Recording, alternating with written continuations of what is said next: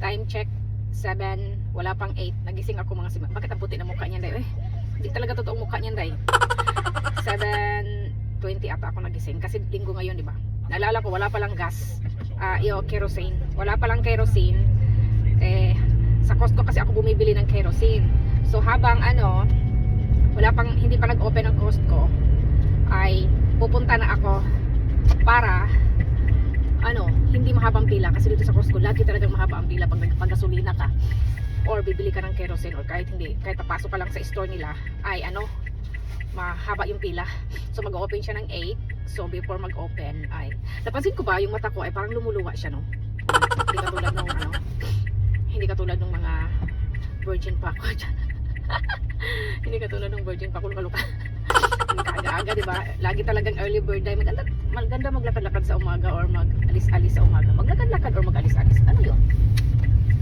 O, diba? May nagja-jogging na rin dito eh. O, ganito. Dati hindi ako bibili ng kerosene day dahil mabigat man yan day. Uy, mabigat yan. Ang niyan is nakatuka talaga kay hapon yan. Ngayon, simula nung nagmamaniho na ako day, bahala ka sa buhay mo. Parang ganon. Bahala ka na sa buhay mo dyan. Kaya ito, nag-open na ba? Wala pa talagang open. Binuksan na pala ni Lolo. Lolo, pwede na ba pumasok, Lolo? Ay, dapat binaliktad ko na pala yung camera, no? Nakapantulog pa ako, day. As in, nakapantulog pa ako. Tapos, ano ba? Ay, hindi mo tayo makaano dito. Bakit ba? Dito, makakapasok tayo dito. Ang sikip kasi, wait lang. Uy, ano ba to bakit ganyan yung niya? Yung niya. Hindi kaya natin mabangga itong Ang hirap kasi mag-park, maliit. Napaka-burhen. Ay. Yung park kasi nilolo ko doon, Wait lang, day, mamaya na ang chika, day, ha? Mag-park muna ang Nigra, day. Mag-park muna ang Nigra, day. Marami nang ang tao. Kabubukas lang ang nilolo Jose, Marami ng tao. Ano ba naman itong nyo, Papark siya nang wala sa Marami nang. Tingnan mo, day, ha? Ganyan na karami yung ng Costco. Nakapila. Nandito na lang naman na tayo sa bumili ng kerosene. Magpapagasolina na lang din ako kasi isang guhit na lang din naman siya, di ba? Masakit ang ulo ko, day. Kaya masakit ang ulo ko, day, kasi nag-cellphone ako. Nag-cellphone kasi ako, day, tapos hindi naman masakit ang ulo yung dito ba? Pangit talaga ang dala ng cellphone sa totoo lang. Pag nasubrahan ka, tapos nakahiga ka. Iba talaga yung mata ko, day, parang lumuluwa.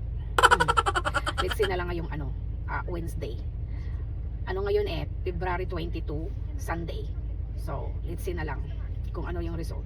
Diyan ako bumibili ng gas, day, para sa stove. Wait lang. Ay, hindi makita, day, hindi maikot yung yung camera ko.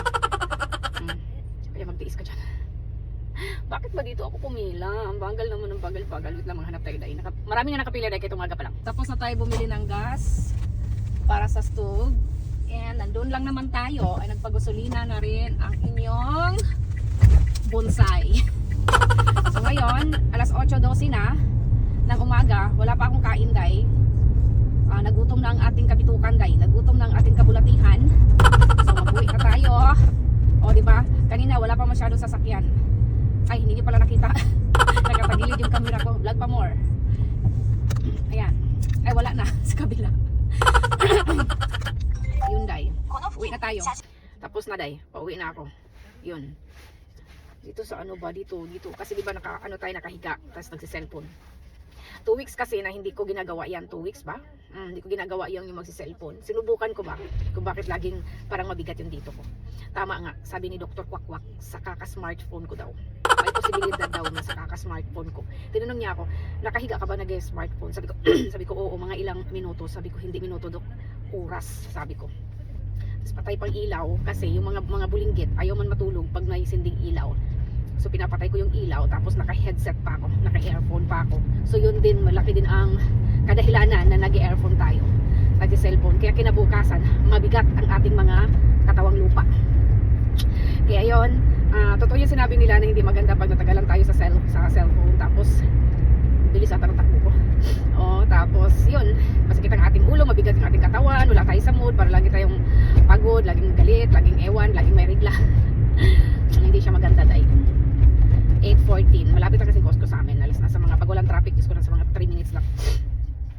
Sa Costco talaga, no, pag halo-halo naman yung salita ko mura siya kung sobrang laki ng pamilya mo. Yun bang nasa mga 7 kayo, ganun, yung lakas nyo kumain, parang ganun. Pero pag kayo ay parang Japan style na kunti-kunti lang ang kain, marami naman mga Japanese pupunta din. Ano talaga, mamamahalan ka. For example, yung budget mo sa isang buwan sa pagkain is nasa 12. Mga ganun, nasa 12 sa pagkain ha. Kukulangin yan, 12 lapad, kukulangin yan kung sa Costco ka mamimili.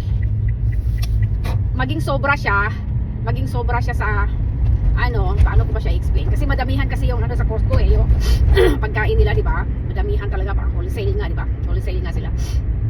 Kaya yon. Pero registered pa rin ako ulit. Yung nagpa-member pa rin ako ulit nang dahil sa tinapay, kasi mahilig ako sa tinapay. Tinapay at saka yung manok nila, yung lechon manok nila na ayaw ng mga kasama ko sa bahay. Yun ang dahilan. Tapos gasolina na din. Tapos minsan may tingin-tingin na gusto kong bumili, ganun. Pero yung pinaka main reason talaga kaya ako nagpa-member ng Costco is ang gasolina, kasi mura. Gasolina at saka minsan kasi may mga mura din siya, yung mga mahal sa iba. Minsan yung mga sapatos dyan mura. Nandito na tayo sa ating mansion. Mansion, alam niyo bang mansion ang tawag nila dito sa mga condominium? For example, nakatira kayo sa condominium, mansion yung tawag nila sa Japan. Sa atin yung mansion, yung malaking bahay. Dahil iba talaga yung mata ko, dahil napansin niyo, dahil parang lumuluwa na siya. Although malalim ang ng structure ng mata ko, pero parang lumuluwa na talaga siya, dahil. Bye bye, dahil.